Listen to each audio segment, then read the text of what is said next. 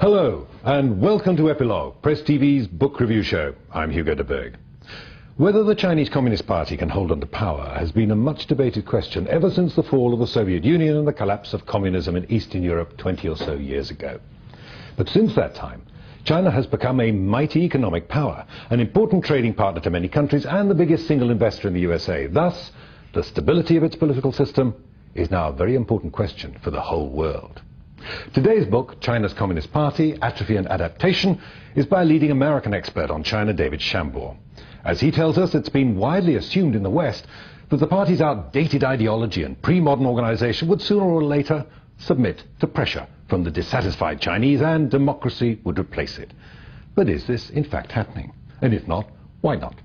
Dr. Pica, first of all, can you tell us what is the relationship between the party and the state in China? I think most briefly it could be summarized as that the government is the instrument for the party to rule together with the army and other parts of representative government. And the party has its own parallel structure to the government at all levels of government, and in addition in each and every work unit, as it's called in China, department, every enterprise, enterprise, and so on and so forth, there are party cells. So the party is penetrating society and the state in two different ways: by its parallel structure to each government department on the one hand, and by having party cells of the party members in each organization on the other. Shambaugh's book goes into this in quite a lot of detail. Do you think ordinary people who think about politics understand the role of the Communist Party in China?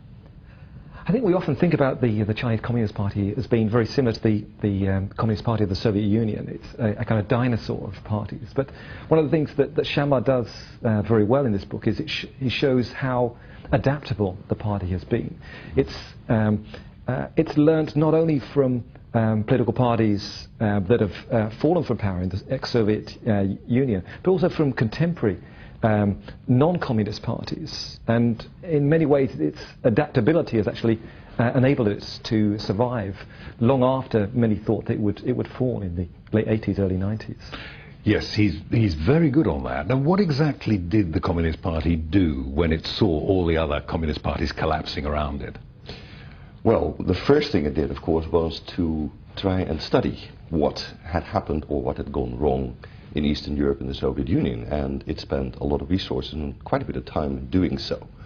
But at the same time, it didn't waste any time trying to also draw some lessons from things that they had learned from that. So very quickly, what they started to do was to not only reform the economy, which is something they had already started doing in the 1980s, but also reform the state, and indeed the party itself, so that it would be better suited and adapted to what they realized had become the challenges of a marketizing economy and a modernizing society. And they've done many things, but I think the most interesting observation about all of this, and Shambaugh brings it out very well in his own book, and also found it in my own research about on the party and party schools, is that the party has tried to not fundamentally change the system of governance and its own structure, but has to try to play with, adapt, and modernize what they had already. So, for instance, and that is really the kind of stuff that I do work on most, rather than fundamentally changing the way, for instance, in which they recruit officials, bureaucrats in the party and the state, in a fundamentally different way, and training them in a different way, they simply adapted these existing mechanisms to new challenges. For instance, party schools, rather than getting rid of them and starting completely different structures of training, they modernized the party schools and they strengthened them and they gave them more money, rather than doing away with old-fashioned Maoist ideological training, which you would expect, being something that is a remnant of the past and no longer relevant.